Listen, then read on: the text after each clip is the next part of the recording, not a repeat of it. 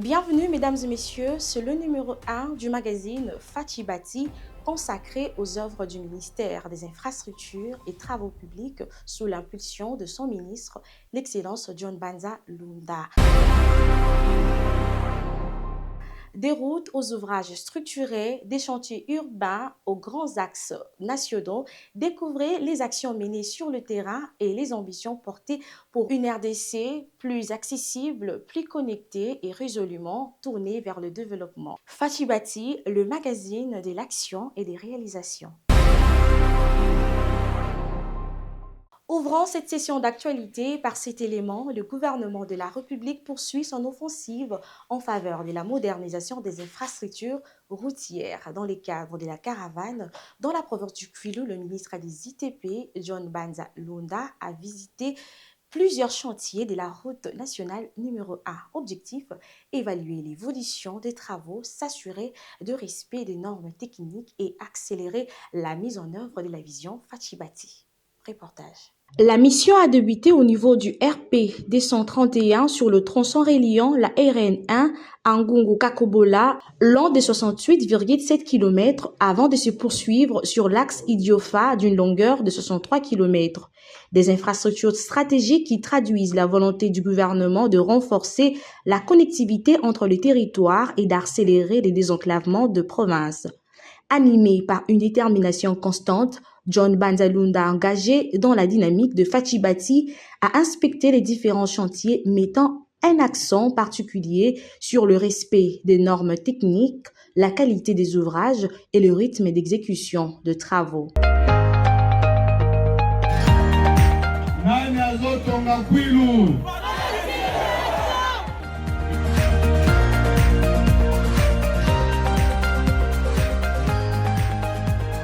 À l'issue de cette visite d'inspection, le ministre des Infrastructures et Travaux publics a procédé à une évaluation technique de la stabilité de la plateforme routière avant la phase de bitumage exécutée par l'entreprise CISC SA. Les travaux progressent de manière satisfaisante et conformément aux exigences techniques illustrant la mise en œuvre de la vision Fatibati portée par le chef de l'État pour une République démocratique du Congo mieux connectée et résolument tournée vers le développement. On reste encore dans la province du Kwilu, cette fois-ci à Idiofa. Le ministre des ITP, John Banza Lunda, a visité quelques chantiers entre annonces, échanges avec la population et suivi des infrastructures en cours de réalisation. Cette étape a été marquée par des engagements en faveur de développement local. Après l'inspection de différents chantiers, le ministre des Infrastructures et Travaux publics John Banza Lunda a mis les caps sur les territoires d'Idiofa où plusieurs préoccupations de la population ont retenu son attention. Première annonce d'importance, la réhabilitation de l'hôpital général de référence d'Idiofa devant les autorités locales et les habitants. Le ministre a assuré que le gouvernement attend relancer ces projets. À cet effet, une équipe d'experts sera prochainement dépêchée sur le terrain afin de réaliser les études techniques nécessaires avant le démarrage des travaux. Un engagement accueilli avec satisfaction par la population qui voit dans cette initiative une réponse aux défis liés à l'amélioration de l'offre de soins de santé dans les territoires. Au cours de cette visite, John Banza Lunda s'est également félicité de l'arrivée de l'électricité à Idiofa, une avancée significative qui ouvre de nouvelles perspectives pour le développement économique et social de la cité. Le ministre a par ailleurs évoqué les chantiers du stade moderne d'Idiofa tout en invitant la population à faire preuve de patience. Il a réaffirmé la détermination du gouvernement à mener ces projets à son terme. D'un coût estimé à 10 millions de dollars américains, cet ouvrage affiche actuellement un taux d'exécution de 40% selon les données présentées au cours de la visite. Par ses descentes sur le terrain, le ministre des Infrastructures et Travaux publics réaffirme l'engagement du gouvernement à accompagner le développement des infrastructures publiques et à répondre progressivement aux attentes de la population dans la dynamique de la vision Fatibati. Direction Kasaï oriental, précisément à Bujimaï, le patron des ITP, John Banzalunda, a visité plusieurs chantiers stratégiques afin d'évaluer leur niveau d'exécution et de donner des nouvelles orientations pour le respect de délais de réalisation. Images et commentaires. La caravane des infrastructures conduite par le ministre des Infrastructures et Travaux publics John Banzalunda a fait escale à Mbujimayi dans la province du Kasaï oriental. Une mission de suivi et de contrôle des ouvrages inscrite dans les dynamiques de Fatih-Bati avec pour objectif de s'assurer du respect des normes techniques, de la qualité des travaux et du calendrier d'exécution des différents chantiers. Bien, quand on dit que Fatih bâtit, il bâtit réellement le pays. On construit pour aujourd'hui, mais on construit aussi pour demain, pour des générations futures. Le pays est en train d'avancer. Il faut assurer, dans le cadre de la citoyenneté, la protection maximale des ouvrages. Parce que ce sont des ouvrages qui nous appartiennent à nous aujourd'hui, mais qui appartiennent à ceux qui viennent demain. Donc nous devons léguer ces ouvrages pour que les générations futures les utilisent et que le pays avance comme le veut le président Félix-Antoine Tshisekedi Tshilombo. Première étape de cette mission, le pont Kamwesha. Sur place, le ministre s'est imprégné de l'évolution des travaux aux côtés des équipes techniques mobilisées sur le chantier. Les responsables de l'exécution ont indiqué que toutes les conditions techniques sont désormais réunies pour procéder dans le prochain jour à la mise en œuvre de la première couche de roulement, une étape décisive dans l'évolution de cet ouvrage.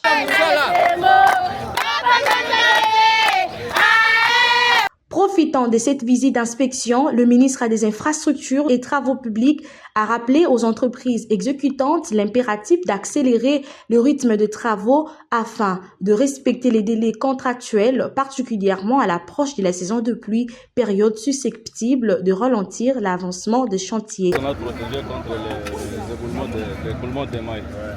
Oui, et puis on a arrêté ici avec le mur de parapluie. Concernant le phénomène d'érosion observé à proximité du site, les ingénieurs ont rassuré le ministre quant à leur maîtrise grâce aux travaux de protection par enrochement déjà réalisé pour stabiliser les talus et préserver l'intégrité de l'ouvrage. Les données techniques présentées au ministre révèlent un taux d'exécution de 100% pour les travaux de terrassement, 70% pour les ouvrages d'assainissement, 42% pour les travaux de chaussée et 48% pour les ouvrages d'art. S'agissant des ouvrages de franchissement, 24 pieds ont été déjà coulés sur le pont Miaou, tandis que 9 pieds sur 44 prévus sont réalisés au niveau du pont Louloa, traduisant une progression constante de travaux de fondation. Sur le tronçon Kananga-Bujimayi, les équipes techniques ont également réalisé 44 cm de la structure des chaussées, une avancée significative sur cet acte stratégique destiné à renforcer la liaison avec la route nationale numéro 1 en direction de Kinshasa. Les travaux ont été lancés. Les travaux qui consistent à moderniser la route nationale numéro 1, tronçon Mbujimayi-Nguba, longue de 846 km. Donc les travaux ont été lancés en 2024. Aujourd'hui, nous venons de lancer officiellement les travaux d'asphaltage sur l'ensemble du linéaire. C'est-à-dire que le président est en train de connecter le réseau national, ici la route nationale numéro 1, donc le corridor de Banana-Sakanya. Donc c'est le travail que nous sommes venus faire. Donc c'est un grand pas sur la connectivité de notre pays et surtout sur l'émergence économique de notre pays. Donc ces travaux vont durer 3 ans. Normalement, en temps normal, ça devait durer 10 ans, mais avec la CGT et les partenaires qui travaillent sur ce tronçon, les travaux vont durer 3 ans parce que la marche vers le développement est imprimée et accélérée par le président Félix-Antoine Tshisekedi Tshilombo. Nous sommes ici à Mbujimayi, dans le cadre de la traversée de la route nationale numéro 1. Voilà pourquoi vous voyez l'office de voirie et drainage à mes côtés.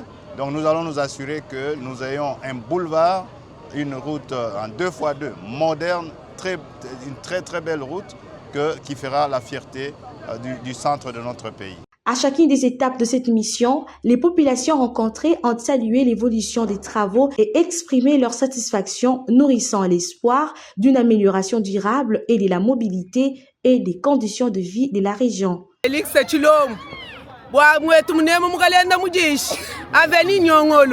tuvukumpenga kwa mukiji kuchisuku leli tukariba kumpenga kwa kabujimu chilombu wetu wa mujitungemu nzambi akuvutishile bijimu byetu bya bana byetu bikusha byebantenta mwana chimuntu yose wakwelele meshi mabi afwa chibawu wa chilombu wetu tetu wakutela tetu wakutela mututela wakubunda mutubunda bonsu yose nikuribakishi wewe chitsagari mukulompari kubulaba Juga wakwila mwaneba wamutela afwa chibawu John Banza Lunda udukula munemu lo amakasa bakula kututangila tetu bamkalenda mujishi bakubenda kumpenga kwa mukiji wewe nzambi wa mujula kubenesha wewe mbakwela bijimu amutwa bijimu. Au terme de cette visite d'inspection, le ministre John Banza Lunda a réaffirmé sa détermination à assurer un suivi rigoureux de projets d'infrastructures en cours d'exécution. Pour le gouvernement, l'enjeu est de garantir les ouvrages conformes aux standards techniques, livrés dans les délais capables de soutenir durablement le développement économique et social du Kasaï oriental, conformément à la vision Fatih-Bati. Toujours dans le Grand Kasaï, on s'est rendu cette fois à Chikapa, où le ministre des ITP, John Banza, a multiplié les descentes sur le chantier et les réunions techniques afin d'évaluer l'état d'avancement de projets en cours et d'élever les obstacles à leur exécution, entre suivi des travaux, réorganisation de certains marchés et renforcement des capacités logistiques. Cette mission traduit la volonté du gouvernement d'accélérer la modernisation des infrastructures dans cette partie du pays. Reportage.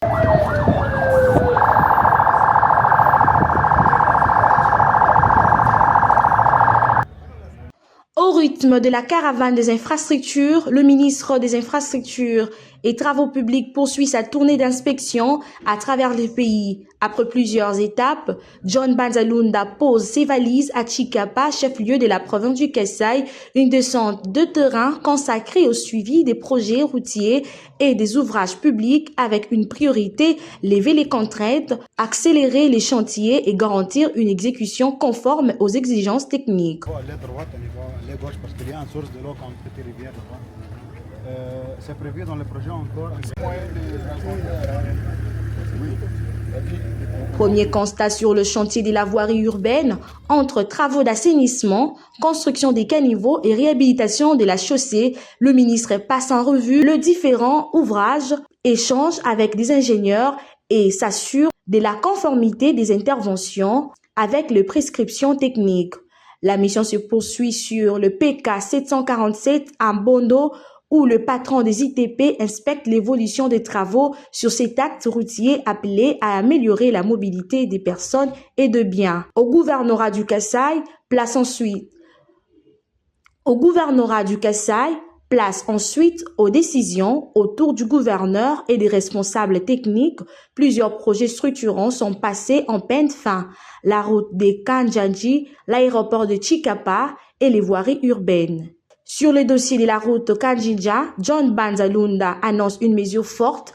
Le gouvernement met fin au contrat de Horizon Corporation et confie désormais les travaux à CISC SA. Objectif, redonner un nouvel élan au projet. Les premières équipes sont attendues sur le terrain dans les 2 prochaines semaines. La dernière étape conduit la délégation sur les installations de Sofrimex et de JMC à Kanyonga, véritable plateforme logistique. Le site est appelé à renforcer l'approvisionnement de chantiers en granulats, ciment, acier et autres matériaux indispensables à la réalisation des ouvrages.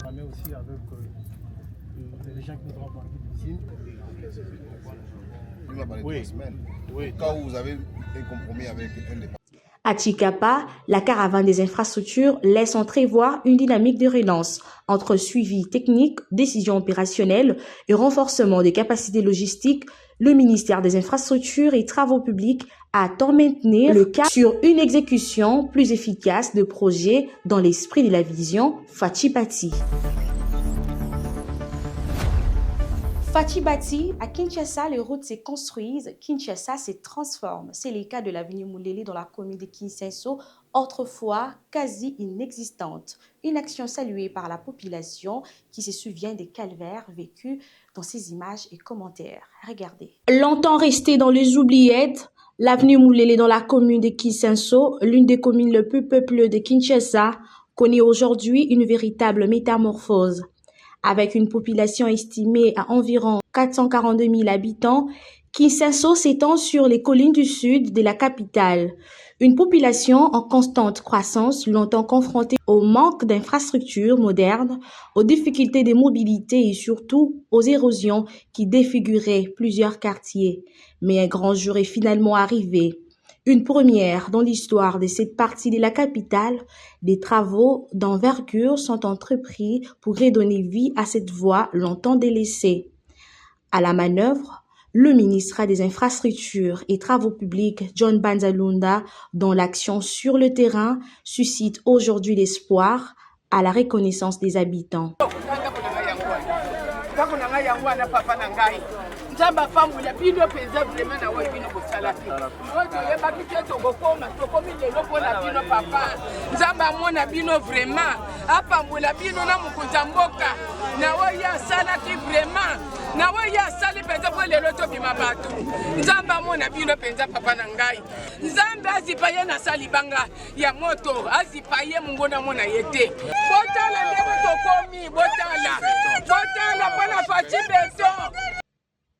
Visiblement construite, espoir retrouvé. Hier encore marginalisée, l'avenue Moulélé devient progressivement une véritable fierté pour toute une population. Là où les habitants ne voyaient que des difficultés et des érosions, ils découvrent désormais une voie qui ouvre la perspective d'un avenir meilleur.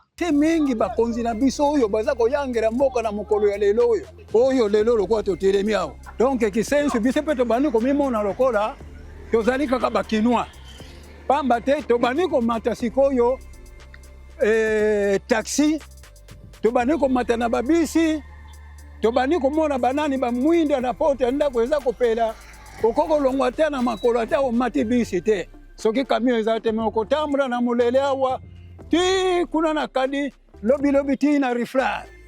Pendant longtemps, les populations vivaient au rythme des érosions et des routes impraticables. Aujourd'hui, les paysages changent.